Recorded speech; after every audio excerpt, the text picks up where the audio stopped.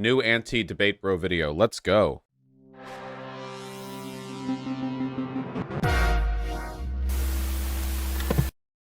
A couple people emailed me this.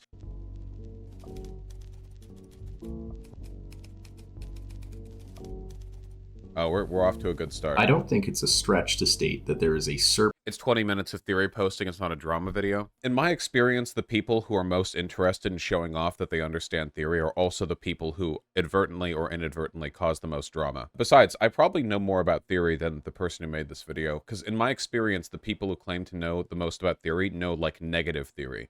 Like, for instance, the people who talk the most about theory are usually MLs, and MLs know negative theory. They know opposite marks, you know? So knowing absolutely nothing about theory would have you know more about theory than an ML, the people who talk most about theory. Now, I don't know if this person's an ML. I'm just saying that in my experience, there is not a strong correlation between verbosity on theory and knowledge of theory. But let's see.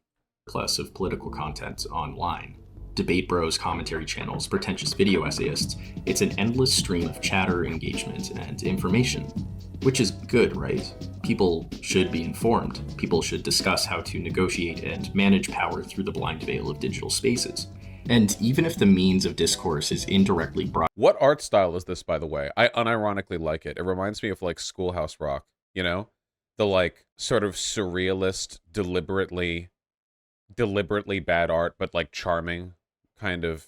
brought to you through billion-dollar companies that would very much like to preserve the status quo. Surely we're just doing the best with what we have.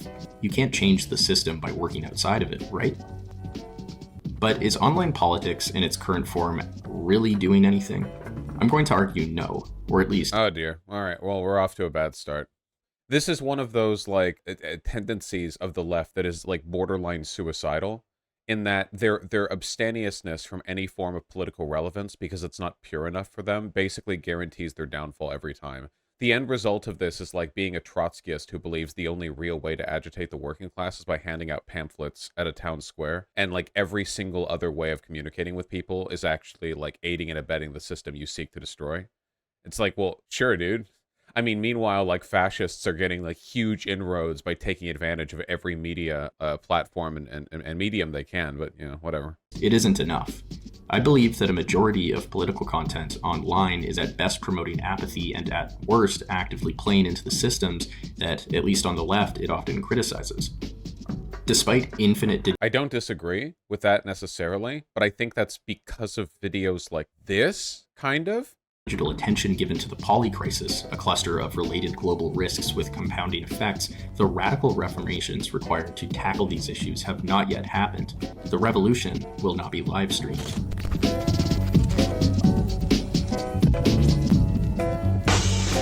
Yeah, so far my impression here is sort of negative, I guess, because nothing's actually been said.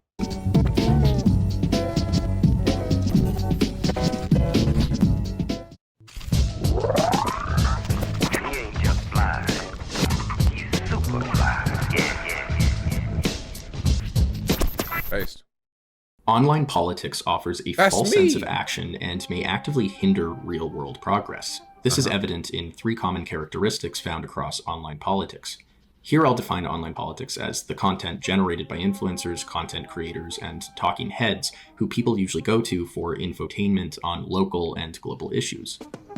Firstly, as evident in the sponsored segment you just watched, content... He isn't an ML, he's a leftist, but he considers himself a nihilist? Oh my god, he self-identifies as a nihilist? Ugh. And journalism in general is in itself reliant on and usually exists for engagement that can then be transformed into capital. In a general trend, this has led to news deserts. Communities that are not seen as profitable will lose their local source of news. This disproportionately impacts poorer areas who do not turn out the same profit as wealthier areas. People in news deserts will then often turn to social media to get their news, which is often more general, polarizing, and opinionated. This in turn increases the odds of those in news. Aren't you a nihilist? No? Okay, here's the real truth, okay? Nihilism means nothing. It's too poisoned of a term, all right? The point of terms and labels is to convey meaning. It's to express symbolic relations, and the term nihilism and nihilist have been completely ruined. If you're an absurdist or an existentialist, like, those terms have not been ruined in the same way. But like it's like none of you know what nihilism means. Okay, but that's the thing. Nobody does. Because when you say nihilism, like what you're trying to do is describe a set of tendencies, but nobody knows what you mean because everyone means something different. Or like it's too poisoned. I just don't, News deserts, making misinformed political decisions and ending up in filter bubbles. And this is how ended up on the walls of the Capitol.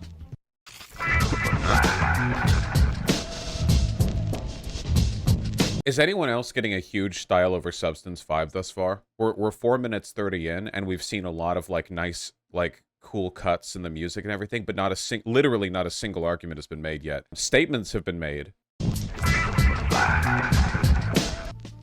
But what specifically makes social media so bad for politics? Let's turn to the progressive left, where you hope there's a greater chance for progress. Chat donations, Patreon support, AdSense, influencers need to weigh the extent to which a potential topic is important enough to give attention to versus the extent to which it is juicy and entertaining, thereby driving traffic and revenue. Naturally, most content will gravitate towards the latter. However, political influencers tend to actually settle on a middle ground, a form of politics that appears to be fighting the good fight in an entertaining manner. This middle That's a good thing. Juxtaposing entertainment and information, like working with both of these together and knowing how to employ them both, is how you do media, all media, forever, including literature. Like the Communist Manifesto was deliberately like a dumbed down and evocative text on the value of class consciousness from a proletarian perspective to incite revolutionary potential in the working class. That was a mix of entertainment and information. So, like, man, I've heard all of this shit before. It's like, did you know that people who cover politics through live streams also have a financial incentive to say stuff that gets them a lot of attention? That's the case for all media, ever. And by the way, you get no points from me for putting out like super dry informational videos that get basically no audience, even though they're correct. Like, it's super cool if you can put out those videos or whatever, but if you could find a way to make them entertaining, like, if you have a video that's 30 minutes long and it's just densely packed information, and you can find a way to cut the density of information in half, literally in half, but make it entertaining enough that people want to watch it, you have done infinitely more. Because you can have, like, 100 information, but times 0 viewers is worth jack shit. Whereas if you can get viewers to at least something, like you're actually doing something, ground, called deference politics, focuses on conversational power and attention over fixing material disparities. The concern here is usually rested on avoiding complicity in injustice and policing or denouncing certain social behaviors. Now, deference politics is not in itself bad. It prioritizes traumatic experiences above all else as that which should be tackled and given attention to. The issue, however, is that these discussions remain quite insular. They don't go far enough. As Olufemi Otaiwo, the author of Elite Capture, beautifully puts, bad roommates aren't the problem, for the same reason that being a good roommate isn't the solution. The problem is that we are still trapped in the same room. Someone says something edgy, another calls them out on Twitter, a response video is made, the other person reacts to the video, a third person jumps in to support their fellow influencer. A severe amount of hours, resources, and attention has been given to determining whether this particular roommate should be tolerated. The world has not changed because of this, but your favorite streamer or video essayist, and maybe their opponent, is now a little wealthier. This is really dumb. Yes, humans like human drama. Humans naturally gravitate towards certain types of entertainment and information. We're social creatures. We are interested in things like that. All humans do this. We've done this in the past with like fishmongers and gossip wives and what have you. We do it today. People consume tabloids. People watch reality TV. Even the most astute and intellectual of us engage rigorously in academic drama. People just like certain types of information. Why not take people's propensity for that topic, people's interest in it, and try to use it to give people something constructive, okay? People are going to gravitate towards like drama farmy videos, right? Now people want those. Now you can go out and you can say, well, I would never participate in that particular, this inextricable element of human social behavior is beneath me, and more power to you. But it is mutually beneficial. It is beneficial for me, and it's beneficial, I think, for the broader cause or socialism or whatever, for me to cover topics that are sensational, but to do so in a way that gets people thinking about the subject at hand in the way that I do. For example, right? Say you're a feminist, okay? And you want to tackle the subject of misogyny. Now, people online, judging by the views these videos and this discourse gets, okay, people online are constantly engaged in like gender war content. It seems like it's been going on for all of human history. 14-year-old boys like to go into the public square and hear salacious stories about how women are men over and vice versa. Like, this is just a thing that people do. Be nice to move past it, but we haven't. We're still here, okay? So people go online for that kind of content, and they get what? A nonstop cavalcade of red pillars and misogynists trying to use it as an onboarding mechanism for their particular ideology. And you think you're above that? Like, you think like the world would be a better place if you abstain? I think that this has far more to do with the desire to appear like some kind of monastic Puritan leftist than it does with actually improving the world. This like did you know that streamers do things that make them money? In this respect, they're like every other job, but like it's scary when I say it. I mean, the same could be said of like pamphleteers back in the 19th century. It's so insubstantial on its own. Sorry, this criticism really bothers me because it feels like the left is constantly looking for an excuse. Like the purpose of this video, it's intellectual masturbation. The whole point is like, well, I wouldn't do that. But this video is doing that.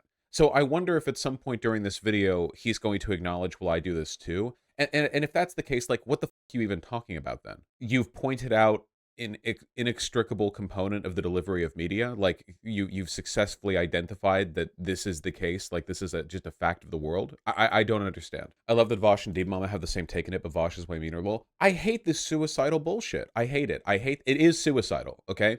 The purity obsessed monastic withdraw from all forms of media dissemination, don't do the things that work bullshit is how leftists get killed. I really don't respect it at all. To play devil's advocate, I mean, it's your channel, your prerogative, but you dedicate a lot of stream time to non-political stuff the past year. Bum dat ass, that's your mistake in analysis. There is no such thing as non-political content. If I bring somebody into my channel because they've watched my Five Nights at Freddy's jump scare reaction video, sure, that's what they got on board with, and now they watch my socialist content. I've had people email me saying this. That sounds like a joke, but that's true. This is the reason why right-wingers so often try to latch their political advocacy onto current topics. It's the Barbie movie. It's the current movie, the current game. It's always centered on some like current topic that people are searching for because they're trying to get clicks. But them getting clicks, them getting money and attention and views isn't just some abstract apolitical thing. It's not just some like detached value that only benefits their bank account.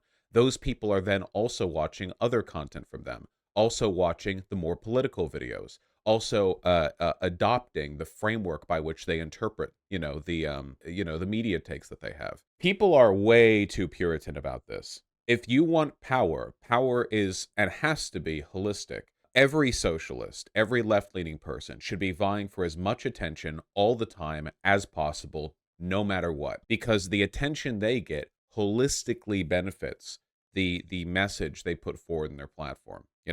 The idea of like wringing your hands and going like, well, I could have more viewers, but those viewers would be interested not just in politics, but also in other subjects. But that would mean I'd have to talk about other subjects, and I would never deign to do that. Just strikes of elitism. It's very weird. Not proletarian. If we back up, what does this do? It directs what little attentional power we can control at symbolic sites of power, rather than at the root political issues that explain why everything is so effed up. This is an important point. Whether this orgy of online drama is deliberate or not at the level of influencers, it really helps to maintain the status quo. This is elite capture, defined as the way socially advantaged people tend to gain control over resources meant for others. Elite capture often cleverly adapts to resistance by incorporating a tolerable level of it. For example, Amazon can buy up Twitch and host leftist streamers. These creators, reliant on the attention economy of their platforms, are then somewhat limited in advocating for radical action. Oh my god. What? It's bad to do the streaming thing because if you're doing it on a platform and there's TOS restrictions on the platform? Also, I'm not on Twitch. since this could hurt them financially. This isn't to blame influencers necessarily, they may be actively doing their best within the system. However, as Taiwo notes, the game objective may be viscerally and irreducibly personal for each player self-esteem, security, life itself, but the rules and the context that determine which actions. This is what I mean by snobbery, by the way, because what he essentially just said is, did you know that content creators have to abide by the terms of service of their platform? That's not necessarily bad, but like, they have to. Now here's a quote. Make sense have been created by others who benefit from the outcome of those rigged systems. Elite capture destroys democracy by subtly capturing the political realm for the elites while maintaining an illusion of choice. And even in non-traditional spaces of political action, elite capture works its magic. This is assisted through the third trait of online politics, the abstraction and intellectualization of reality. This is what I mean by intellectual masturbation too. So the thing that he just said, the point that he just made, is that the bourgeoisie, though he didn't say bourgeoisie for some reason, control media. That's what he just said. Elite capture, what he just described is, did you know that people with a different set of class interests control the mechanisms by which people communicate? Considering the fact that elite capture also applies to the law itself, of what relevance is this point? Like literally, like genuinely, what does this have to do with anything? Reality.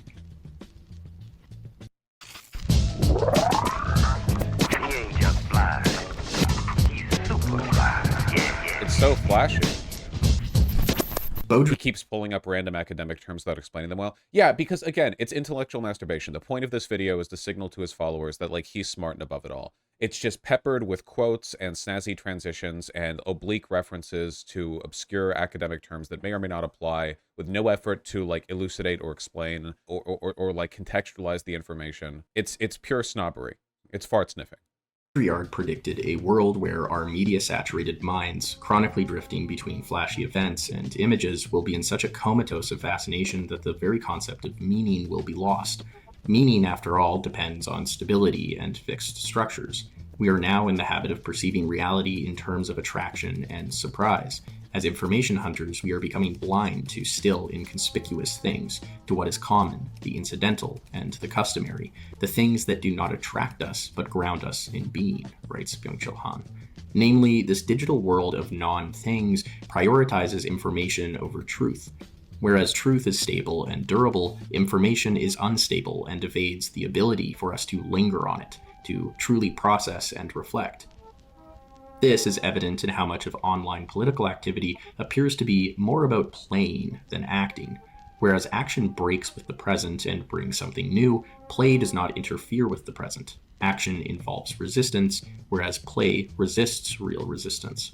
Did you guys know that live streamers live stream as opposed to like going out there and getting arrested for throwing Molotov cocktails at police headquarters? Did you know that? Why does this happen online? Well, there's a real difference between knowing that the stove can burn you when you touch it versus actually experiencing the burn of the stove. Where the former is theory, the latter prompts immediate action. Get your hand away from the stove. Online spaces give us information at the loss of truth. There, we don't experience truth, but rather information. We know of a war in Ukraine, the climate crisis, and police brutality, but many of us don't know it truly. Oh my God. Truth prompts action. This would explain why minorities are far more likely to engage in activism than the melanin deficient. Dude, this video is such a please give me Patreon money, I'm woke. Oh my God. Holy shit, dude. The funny thing is that I'm pretty sure that when it comes to like participation in radical left movements, it is disproportionately white people. This is the reason why black people are so captured by the Democratic Party, because black people are a lot more suspicious of radical whiteys and their big plans to change things up while not actually getting anything done. Oh my God, dude. I love these, like, hold on. Let me, yep. Merch, Patreon, music.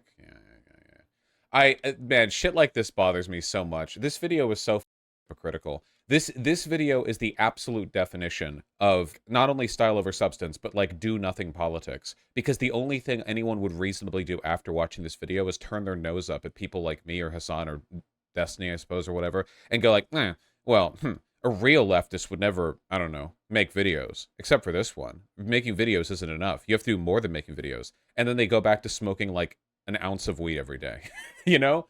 It's this is why, like, people, one of the reasons that people on the left really dislike me is because I promote stuff like canvassing and phone banking and like electoral action, because the engagement with any kind of real activity, even if it's considered like procedural and electoralist and sort of incrementalist, is a distraction from what would otherwise be the nonstop circle jerk of, we don't want to do anything except for revolutionary action, but then they never actually do anything. No, unorthodox monkey, I get a ton of shit for that. People hate that.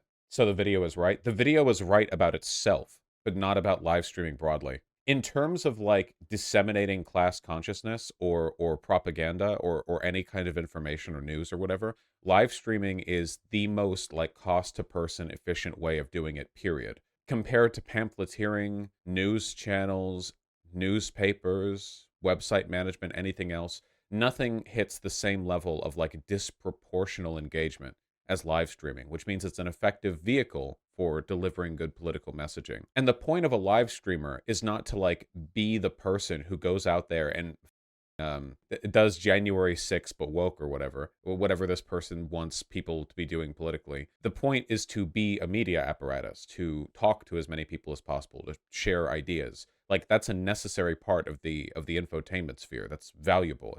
It's required. I have no idea why we pretend it's not necessary. I think a lot of people on the left just have a very religious attitude towards leftism, where they feel that socialist analysis is like an inevitable and inextricable development in human political growth, that we would all just naturally arrive at that position, and we need to not focus on distractions like actually sharing those ideas. You ever seen like a lot of lefties who act as though like the proletariat potential is right now, right here, at this moment, ready? You've seen stuff like that, right? Like they talk about the working class in America as though like they're primed any day now for revolutionary action. I think this is like caused by just an incredible lack of grass touching. The idea that we don't need to spread information anymore, that like everything's already set up. They just don't want to do any work. Whereas white people can earnestly sympathize with the information of, for example, police brutality, they do not experience the painful lived truth of experiencing persecution based on the color of their skin. There is still a knowledge rift, concealed by information, that limits any sense of urgency, and therefore action. This line of thinking has evidently led to the playfulness associated with deference politics, where majority groups strongly advocate and platform visible minorities.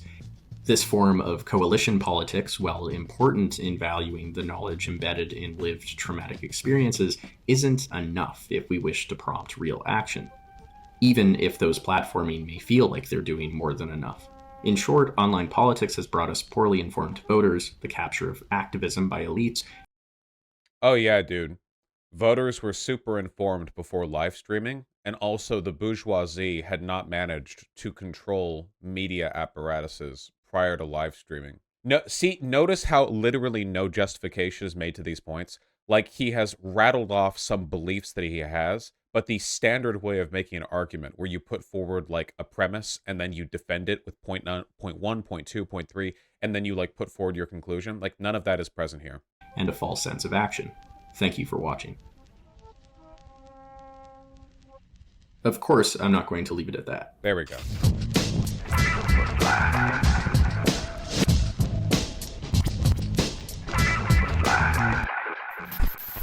How can we actually change things?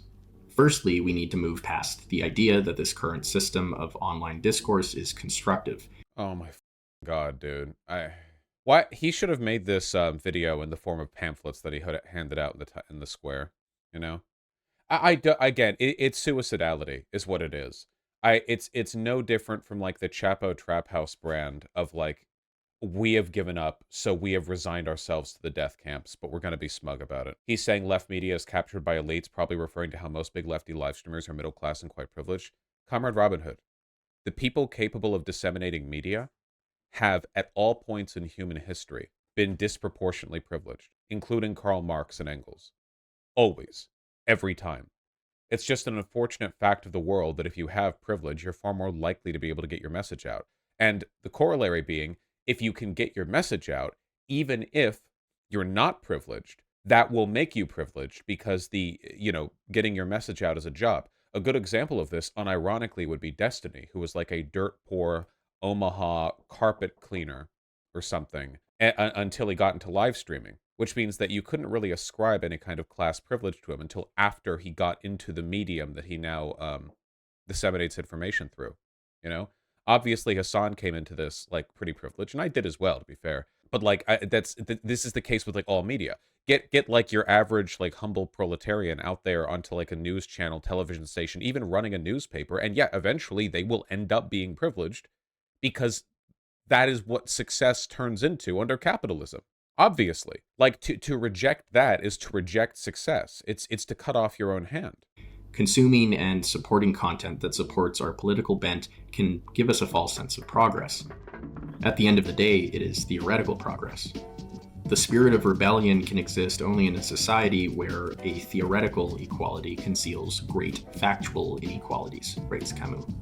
Namely, the true rebellion against current. I also like how none of these videos will ever acknowledge the fact that the right has had so much success in mobilizing online spaces. Like, literally, almost every major cultural development that gets put forward by the right, by fascists, is done in the form of some kind of online content creator space now. Matt Walsh, Andrew Tate, Jordan Peterson. Time and time again, massive gains are made by the right because essentially they took a content creator and they elevated them to a point of international power. Yeah, January 6th, QAnon. There are so many things the right has done and gained that have been done through like online spaces. They very effectively weaponized the attention economy, and they've been successful in it. So again, it's cutting off your own hand. It's suicidal. I reckon people like him don't actually think January 6th is a threat. I don't know if he would be one of those types. I genuinely don't know. Things will only occur when we collectively recognize that deference politics online is in some sense sapping much of our attention from more damaging injustices. No, it's not. It's bringing attention to those damaging injustices. How do you think you're going to learn about injustices if not through media? Like, and do you think that like in lieu of leftist content creators, where are you going to go for that media? Like what? So like all of these like live stream viewers are just going to watch MSNBC 24/7, and then they're going to like, oh man, now that I'm watching MSNBC, I'm actually a productive member of society, and I'm learning this information in a way that doesn't restrain me from doing something productive. What are you talking about? Me babbling on about Jordan Peterson does not solve these factual inequalities. What? From this, we need to transition from the abstraction of information to the concreteness of truth. Theory is important, conversations are important, and there's a multitude of useful Twitter threads and genuinely insightful videos and live streams that have helped me in forming my views. Okay. But it's still mostly theory. There will still be lead in our water unless we do something about the pipes. I like genuinely, like imagine having a conversation with this guy and you're saying something like, yeah, man, I've been trying to lose weight lately. I mean, I don't have a problem with how I am now, but yeah, I think it'd be nice to lose some weight. He's like, why are you talking to me about it? Don't you think that's distracting from the action? And you're like, well, I was going to do both. I was just saying hi. It's like, why are you saying hi when you could be doing hi? What does this mean? Why are we wasting time learning about something when we could be doing something about it? You wouldn't be doing something about it if you didn't know about it. A necessary push through both tangible experience in the real world outside of digital spaces, as well as through a lingering interaction with art that is born out of a genuine experience of suffering. This guy has to be an op. It does feel this way, right? The funny thing is the right has the correct mentality towards stuff like this. The people on the right would call the equivalent video of this an op. And they'd be correct too. If there was a video on the right which was like, hey guys, in order to really get fascism, we need to like not engage with any of the media systems that have made us powerful, and all the gains we've made are actually distracting us from the real thing, and you should like, it's not even, bro, like participating online in the systems that have given us power and attention isn't even single-handedly creating fascism. So like, why even do it? They would call it an op, yeah. Call it glowy shit. Can help this process. This is where we encounter truth. This person sounds like they don't actually go to protest. This person's never been to a protest. You kidding me? Especially because if you go to a protest, you'll find a significant number of people there have been mobilized through some kind of social media. We need to know in our hearts, and not just abstractly, that we are bonded by suffering, and revolt is heroic defiance to whatever oppresses us. What does this look like exactly? In psychoanalysis, our encounter with suffering and the need for change often comes in four forms. Firstly, there is the withdrawal of the self from Oh my god, dude. Ameliorate, ameliorate, ameliorate. reality, in which we numb ourselves to the truth through dissociation. Secondly, we may engage in some sort of divinity, believing ourselves to be closely aligned with something larger and spiritual. Thirdly, we may renounce ourselves in the service of historical necessity, soullessly sacrificing our subjectivity to a revolutionary cause that we believe is guaranteed to bring salvation. Okay, again, so maybe we can turn this into like a teaching moment or something. Never trust anyone who talks like this, okay? If somebody is trying to make a case to you, if somebody is trying to make an argument or convince you of something, especially like a video essayist where they have the time to like lay out their arguments properly, okay? The way you're supposed to present an argument, okay, is that you say what it is you're trying to prove, indicate, or like what it is you're talking about. Then you provide points to support your case in that, and then you present your conclusion. This video is just a nonstop chain of him saying things. He's not supporting his arguments or even chaining his thoughts together. He's linking together a series of disconnected thoughts that share a theme. The theme is suicidal abstemiousness from political reality, and are chained together with like pretentious quotes, you know? A lot of these quotes are only barely relevant to the subject actually being discussed, and none of these are being supported. I just be suspicious of stuff that's presented this way. It's meant to be like snaz. Again, ironically, it is the epitome of what he is warning you about. It's style over substance. It's designed to distract you from the truth. It's designed to enrich the person who produced it. Again, brilliant sponsorship, Patreon, merch, right there. It's to his benefit, you know. It's trying to sell you. I mean, I would say it's trying to sell you theory over action, but it's not even selling you good theory. It's just sort of convincing you to not. And fourthly, we may simply destroy everything, including ourselves, out of a sort of surrender to nihilism. That would be this video. The first two, dissociation and spiritualism, tend to sustain the status quo through inaction. The third, turning oneself into an instrument for a cause, is often too fraught with grand statements on human nature, society, and the future to guarantee that such a sacrifice will pay off.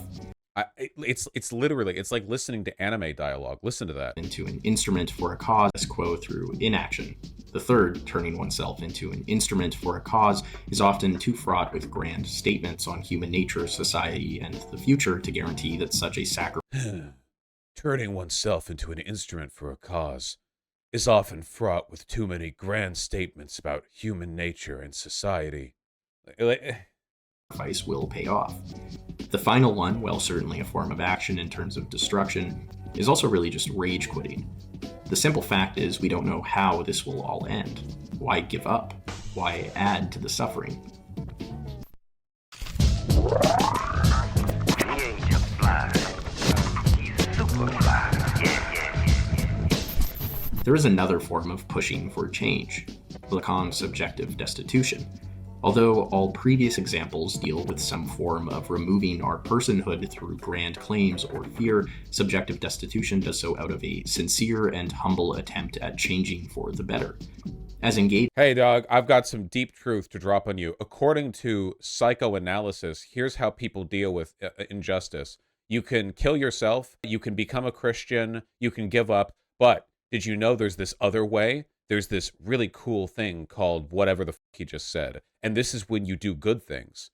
Wow, thank you. Subjects, we have to act with a view to the future, but for a priori reasons, we cannot base our decisions on a rational pattern of historical progress. So we have to improvise and take risks. One example of subjective destitution does not who was that quote from? Was that Lacan? Who didn't even say? Come from the bourgeoisie or those with the time to chart a seemingly nuanced revolutionary course. Nope, it is actually reflected in healthcare workers during the pandemic. Without any guarantee that their actions would help in the end, without much help or guidance, and many times without any sense of hope, These workers improvised with what their actions would help in the end without much help or guidance, and many times without any sense of hope. These workers improvised with what they had in order to deal with what was in front of them. They could not deny the truth of suffering. They acted out of urgency. On a personal level, we need to adapt this sort of selflessness. Genuinely, what are we talking about? What is this pseudo-intellectual framework that is being built around the concept of people trying to do good things? Literally, what are we talking about? Healthcare workers saw people suffering, so they tried to do good. What is this? This is the opposite of info. Like, this is the opposite of information. This is the opposite of, like, explaining or elucidating or anything. It's just words. It's clouding meaning. It's, you come away from this with less. It's sophistry. It is unironically sophistry. Yes, that is 100% true. There's a very particular pseudo-intellectual affect that this video has completely dived into, and humility that confronts the present without any claims on the future, to take things one day at a time. Oh my god. This is the sort of constructive politics that Taiwo suggests as an alternative to deference politics. Constructive politics is the pursuit of specific goals rather than focusing on complicity in injustice. It involves multitasking, tearing down, and building up, instead of playing whack-a-mole. This is like the lefty equivalent of Jordan Peterson talking about psychic dragons for 45 minutes before explaining how his theories have led him to the conclusion that you should clean your room. With injustice or redecorating our prison walls, we need to break these walls and build a better world. In terms of online spaces, this means the channeling of attentional resources to situations that can be improved. As he notes, information networks aid effective political action and can constrain the system's violence. Rather than compulsively monitoring the internal politics of BreadTube or Twitch or your own Discord server, it is up to those with influence, including myself, to actually adapt this approach and channel our limited energy and attention to specific goals in the real world. This does not mean the end of theory or discourse. We need these discussions, pessimism of the intellect and optimism of the will. I look to someone like B.R. Ambedkar. How lacking in self-awareness do you have to be to advocate something called pessimism of the intellect when you are being as masturbatory as he is in this video? Okay, to be clear, the reason it's difficult to understand what he's saying isn't because you're stupid. It's because he's stupid, okay? We've seen this, like, archetype of informational delivery so many times. It's like, this is like a sitcom bit where, like, the dumb one decides that they're smart and starts saying nonsense, but they say it in a way that sounds like it might be smart. It's word salad. This is what happens when a person reads, like, not theory, but academia or academic literature, and comes away from it with, like, a sense that they have in some way elevated themselves, and they start adopting that affect. The truth is, if you look at the history of historical text, the vast majority of people who have written what we consider to be theory were misogynistic incel losers with poor social skills who wrote the way they did because they were deliberately trying to adopt the highfalutin class affect of academics and scholars of their age. A lot of the shit, like Hegel, for example, Hegel doesn't have to be like that. There is nothing on earth that requires Hegelian theory to be delivered in the form Hegel delivered it. He did it because he was a pretentious loser, just like the rest of them. And this guy seems to have taken all of that affect and none of the actual underlying meaning and sort of vomited it into a video. A famous Indian politician involved in drafting the Constitution. Literally, bro. As a good example. Ambedkar had studied under John... By the way, I'm sorry, I keep pausing. I don't actually know if this guy's stupid, by the way. I think he's being stupid in this video. I don't want to be so down on... This isn't like drama mongering or whatever. I despise this attitude. This performative distancing from effective political engagement, this above it all bullshit, this I'm better than, real lefties wouldn't do this, but actually maybe they should do that. I can't tell you how many videos I've seen on, like, live streaming or leftist debate pros or whatever else that basically say, hey, here's why this is useless. I'm not saying this is useless, but I think it's really bad, and here are all the ways it's bad. But now that I've said all of that, let me acknowledge that it's not actually that bad, and actually all the ways in which I've said it's bad are ways in which other things are bad too, so it's actually, there's no point to any of this. I hope you enjoyed my 90-minute video. Make sure to subscribe to my Patreon. John Dewey, a philosopher under the school of pragmatism. Despite the constant theoretical squabbling inherent in pragmatist thought, Ambedkar nonetheless took certain principles that he had learned under Dewey, such as nurturing human personality and a skepticism of supposedly timeless values, and he applied them to battle against the caste system in India. Being an untouchable himself, Ambedkar was applying theory to tear down by criticizing the caste system and Camus was best. build up through drafting a new constitution, a movement against an injustice, a tangible and concrete truth he found to be deeply personal. Another example can also be seen in Camus' conclusion of the... So again, notice that what he just said is, I think it's good that this guy fought against oppression because he experienced oppression and wanted to fight against it. That is literally what he said. That is, I have not left any meaning on the table. That was what he said. Rebel, where his endorsement of trade unionism reflects the sort of concreteness that constructive politics requires. Far from being a form of romanticism, rebellion takes the part of true realism.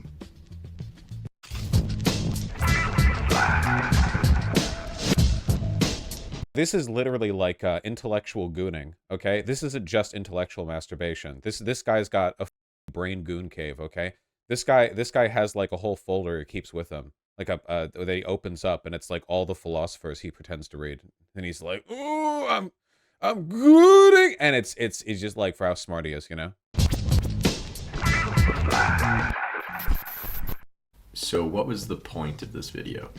Oh, that was you earlier. Then why'd you put yourself backwards? Earlier this person put on Twitch the video was flipped horizontally. Okay, whatever. I thought it was to avoid copyright, but it's copyright. So Firstly, this wasn't an attack against streamers or other online personalities. I'm attacking you. I think me specifically telling other people what to do with their platform would be a little entitled. And also, God, dude. Oh my God, it's worse. It's worse. I hate it when they do that. Hey, I just made this video on why this thing is bad, but like I'm not like gonna tell you what to. Oh my dude, have a spine. Say something.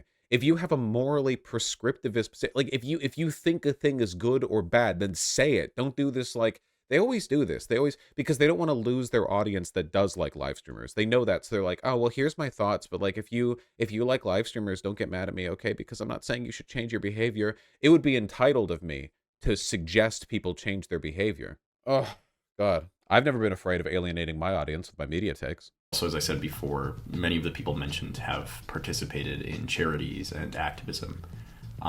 This is actually more of a video addressed directly to the viewer and the general audience. I think if you feel hopeless about the world, you should probably start rethinking your relationship with online content. You know, make changes however you can and in whatever way it suits your personality. I think everybody has some sort of tool, privilege, or trait that can make the world a better place. Okay, so yeah, like at the end, exactly like I said, at the end, it's like, okay, so this whole video was a waste of time. I said this. I said it would be this. It's always like this. It's always like, here's my intellectual masturbation. Now that I'm done with that, like, I don't actually want to make any statements. I don't want to, like, you know, take a stand on anything. So I'm just going to, like, you know. And if everyone did what was supposedly insufficient, I'd like to think that it would eventually become sufficient in some way.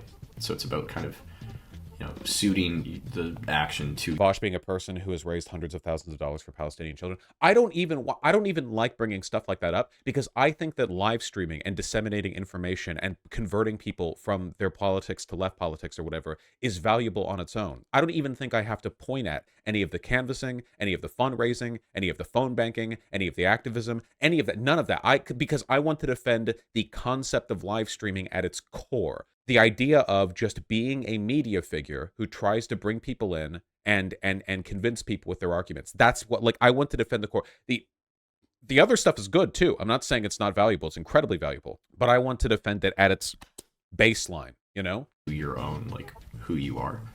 For me specifically, I don't really think I'm that great of like an orator in front of a lot of people. I get really anxious at protests, and I'm not great with coordinating events. However, I do have an interest in psychology and philosophy, and I also have this channel, which is pretty much a megaphone. I can hold up to hundreds of thousands of people. In making this video, I kind of wondered how I could use this specific tool for some sort of change. I wonder if having a channel that allows you to reach hundreds of thousands of people might be an effective platform that you could use to make some kind of... I'm gooning! That's what we do as well. That's what we do. I have never met a leftist YouTuber or live streamer or whatever who made the argument that watching live streams on its own was like enough to do all the leftism you can do. Like If there is a group of people who believe, yeah, man, the beginning and ending of leftism is watching Vaush streams, I have not met them. I've never seen anyone try to make that argument to their audience. How can I responsibly direct attention towards issues that need action? You know, one of my favorite cheesy quotes is, the best time to plant a tree was 20 years ago, the second best time is now. So that's why I'm going to start a bi-weekly stream / podcast called Planted. What was the point? What was the point? What was the point? What was the point? The point was the brilliant sponsorship. What was the point? The brilliant sponsorship. Where we ask you a specific question, namely, if you had an audience of this size, what sort of specific issue would you want attention to be directed to in order for change to happen? You guys then vote on the issue, and the top comment will be what is covered in the stream. And I couldn't do this alone, and I'm super happy to introduce a friend of the channel, Kaylin. Kaylin is a community leader and social critic who is currently majoring in psychology, and he's very focused on the future of youth politics, so we have quite a lot in common, and he's better with like a event coordinating and organizing these things. Okay. And it'll just be more fun to have a conversation than me just talking. Specifically, we're going to cover an issue, going over some of the facts. This was quite the marketing gambit. Yeah, I guess the entire thing was just a promotion for a new podcast. Man. And then in order to make it a bit more like fun, we'll cover a piece of art, whether it's a film, book, album that's related to the issue. So I guess it kind of makes it kind of like a book club. And I encourage you all to follow along. And then at the end, we will talk about a specific channel for change, or like a specific like way to engage with the issue. You know, it could be community action, volunteering, fundraiser. So you all have a direct way of constructively tackling the issue. And ideally, we want to eventually like build from this and have a community where there's like different hubs of people that can focus on specific topics, whether it's environmentalism, racial injustice, you know, anything really. And then I don't have a problem with any of this. It's just like, why any of this? Okay. Oh, wait, this person has more subs than I do? Wait, I thought I was talking down to like a smaller creator. What?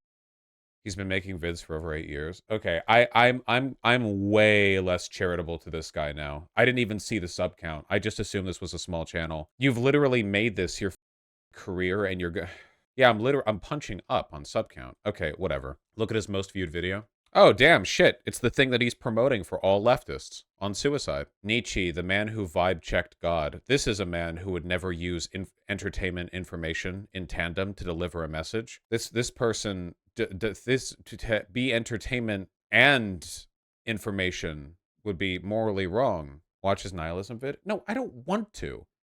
That was enough gooning on a video about live streaming. Can you imagine how bad it would be on Nietzsche? I don't know. Vaush, I swear I'm starting to think that reading theory is bad for leftism. Oh, no. I'll defend that to 100%. Yeah, no ideology ever, at any point, ever, has said you can only be a member of this group if you read this, like, obscure 20th century philosophical text that's 8,000 pages and written in, like, at a reading level that you don't even teach for at college these days. Like, if you want to read theory, great, there's some good stuff there. But all the people who tout reading theory the hardest are the ones who are least likely to have read it, because they're the ones who benefit most from the aesthetic of having read it. They're the most insecure ones. In reality, everything that you need to know about leftism, whether that be class politics, the material dialectic, class consciousness, whatever, all of that stuff can be delivered in a way that could be read and comprehended by 8th graders easily. If you can't do that, your information is bunk. If your ideas cannot be disseminated in a way that could be understood by your average teenager, you are a snake oil salesman. You are a liar. You are a con peddler. Obviously, people benefit from a higher degree of understanding, something more specific and academic. That's fine. That's great, you know? I mean, I have a bachelor's degree, and there's definitely some stuff that I enjoyed reading while I was in university that I wouldn't like sort of casually read for fun. And I probably, you know, would at least struggle to explain it to an 8th grader, though I feel I could do a good job. I'm pretty good at explaining things. But, like, I don't have a problem with that conceptually. But the idea that, like, legitimate leftism, like the right to be a member of the group is gate kept behind that, I feel like that common understanding is what leads to crap like this video, where like nothing is said and it's all just a big, like, frenzied LARP, an effort to throw up a bunch of dust and glitter to give the impression that they're super duper academia pilled, when in reality, like, nothing was actually said. Your first goal in any argument, I feel, should be to make a version of that argument and construct it in a way that could be fully understood by a broader audience. The average dumb, slow-brained American should be able to comprehend what you're saying, at least if you give them a moment to stop drooling and, process the information. And if you can't do that, I think you're a snake oil salesman. I think you're peddling bullshit. Do you think it's actually better if not everyone reads theory? Not everyone is going to. One leftist out of 100 maybe has read, like, Marx. Maybe not even that much. It's ridiculous to suggest otherwise. Also, yeah, I think that saying, hey, you need to read theory or you can't really have an opinion on this is classist. I do, yeah. The average person is neither... It's not only is it classist, actually, it's ableist. I'm actually going to pull out this one, okay? Not only do you need to have a very specific, like, class privilege with regards to free time and literacy in order to read, like, Capital, you also... I'm actually going to pull this one out. I think it's ableist. I could not read Capital. I'm sorry. Legitimately, I struggle to read, like, House of Leaves. I struggle to read, like, fiction, man. It's just difficult for me to focus on words for a long time.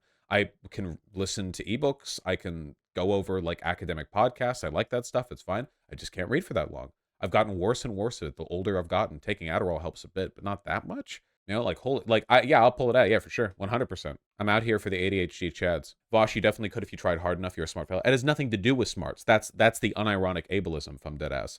It's not a smarts thing. Being able to sit down and read a book isn't, like, just a smarts thing. It's also, like, an attention thing, you know? I could barely sit down in class, either. It wasn't because I didn't understand what was being said. It's just I had to sit in a chair for 50 minutes, you know? F that.